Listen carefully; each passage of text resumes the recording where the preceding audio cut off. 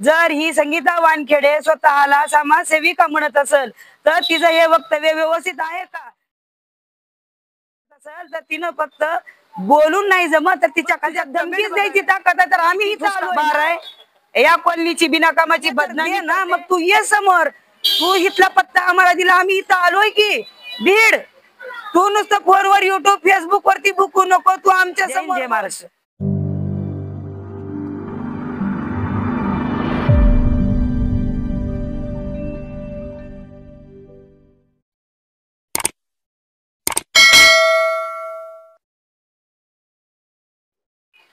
नमस्कार, मी संजीवनीताई बारमुळे, प्रहार संघटनेच्या सोलापूर जिल्हाध्यक्षा. आज आम्ही पुणे येथे संगीता वानखेडे तिच्या घरासमोर आलेलो आहोत. काल आम्ही संगीता वानखेडेनी जी मी काही संगीता वानखेडे स्पष्ट मत फेसबुक किंवा यूट्यूब चॅनलवरती ज्या ज्या काही मुलाखती देते ती स्वतः जी बोलती, महिलाबद्दल अपशब्द बोलते, राजकारणी लोकांबद्दल बोलते, पुरुषांबद्दल बोलत असेल, नेते पुढाऱ्याबद्दल बोलत असेल आणि जरांगे पाटलाबद्दल बोलत असेल, अशा अनेक लोकांबद्दल ती खालच्या दर्जाची भाषा बोलते.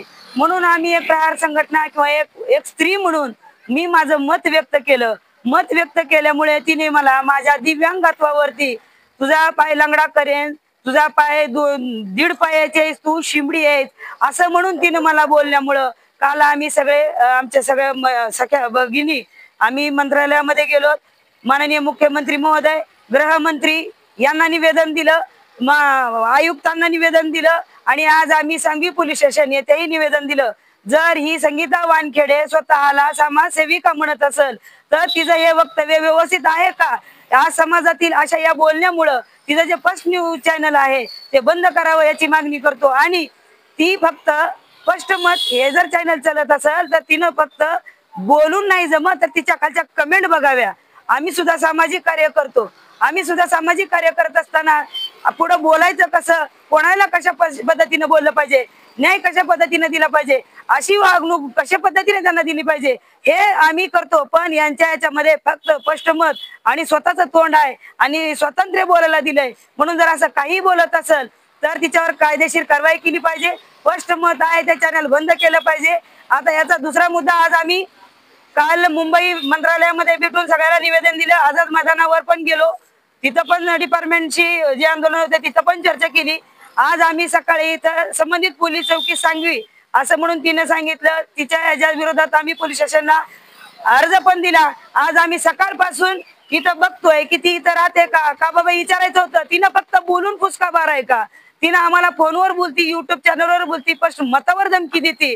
मग तुझ्या धमकीच द्यायची ताकद आहे तर आम्ही इथं आलोय ना, तुझ्या कॉलनीच्या समोर आलोय तू. आणि दुसरी गोष्ट, आता इथं आल्यावर आम्हाला असं समजलं की ती फुसका बार आहे, या कॉलनीची बिनाकामाची बदनामी करते. खरं तर इथल्या जे मॅनेजर आहेत, जे काही इथले सोसायटीचे अध्यक्ष आहेत, चेअरमन असतील, त्यांनी तिचा विचारपूस करावा की जर प्रत्येक वेळी ती लाईव्ह मध्ये इथला पत्ता सांगते, इथं कुणी भेटायला आले की तुम्ही मला भेटायला आलात, मारायला आलात असं धमक्या देते आणि उगाच हाकनाक सोसायटीची बदनामी करते. म्हणून त्यांनी तात्काळ ती तिथं राहते का, ती कुठं राहते, जर ही तिथं राहत असेल, इथं राहत नसेल तर या सोसायटीचं नाव कशासाठी बदनाम करते? का बरं इथं आलेल्या महिलांना किंवा समाजसेविकेला धमकी देते की मी तुम्ही सोसायटीच्या समोर आलात, मला मारायला आलात, मी तुम्हाला सोडणार नाही, तुमचे सीसीटीव्ही फुटेज काढून घेतले, मी वरती दिले, मी खालती दिले. अगं दिले तर दे ना, मग तू ये समोर, तू इथला पत्ता आम्हाला दिला, आम्ही इथं आलोय की बीड. तू नुसतं फोनवर युट्यूब फेसबुक वरती बुकू नको, तू आमच्या समोर बोल. अगं महिला म्हणायला तुला दुसऱ्याला शेबड मध्ये महिला म्हणायला तुला लाज वाटते, महिलाबद्दल तू अपशब्द वापरती, जरंगे पाटलाबद्दल अपशब्द वापरती. जे बी काही नेते पुढारी असतील त्यांच्या मनातलं जर नाही ऐकलं की त्यांच्याबद्दल फक्त तू सुपारी घेऊनच बोलती, ही आम्हाला दिसून आलेलं आहे. फक्त सुपारी घेते, आम्ही सुपारी घेऊन बघणारी लोक नाही. समाजसेविकेने ज्याच्यावर अन्याय झाला त्याच्या विरोधात बोलावं लागतं, त्याला न्याय देण्यासाठी बोलावं लागतं. आणि आज आमची एवढी मागणी आहे, जर या सोसायटीचा आम्हाला पत्ता मुद्दा देऊन जर आम्हाला ब्लॅकमेल करत असेल तर त्यांची चौकशी करावी, ती इथं राहते का नाही बघावं. आणि तिचं लोकेशन काढावं आणि तिच्या दिव्यांग कायद्यानुसार ती दिव्यांगाबद्दल मला अपशब्द बोलली, दीडपायाचं बोलली. पूर्ण महाराष्ट्रात तर गुन्हा दाखल करण्यासाठी आम्ही आंदोलन करणारच आहे. परंतु आम्ही सांगवी पोलीस स्टेशनला पण आम्ही निवेदन दिलंय. पोलिसांनी आणि कलेक्टर साहेबांना, आयुक्तांना विनंती आहे माझी की दिव्यांग कायद्यानुसार तात्काळ तिच्यावरती गुन्हा दाखल करावा. आणि मी इथं राहते तिथं राहते म्हणून जमत नाही. तिचं मोबाईल लोकेशन काढावं. तिचं जे स्पष्ट मत चालू आहे ती काय इकडे तिकडे कुठे गेलेली नसून तुमच्या स्तरावरती तिची चौकशी करून तिच्यावर कायदेशीर कारवाई करावी ही आमची प्रथम मागणी आहे.